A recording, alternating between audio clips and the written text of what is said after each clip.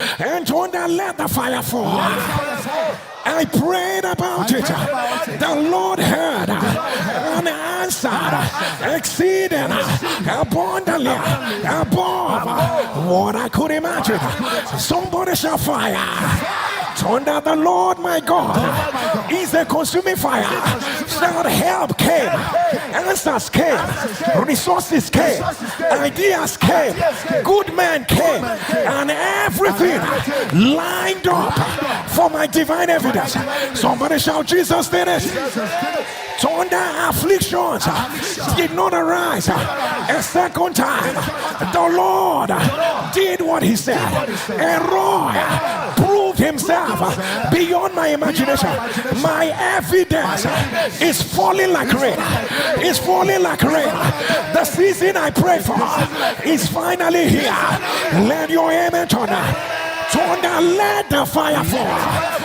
I need you to shout this one. My answer came on time. Shout it, my answer came on time. It is unquestionable. It broke human protocol. It overturned worldly principles and systems. Shout, everything is aligned. Let your amen turn. Thunder, let the fire fall. Wicked expectations, we are disappointed. Verdict of the expert, we are overturned.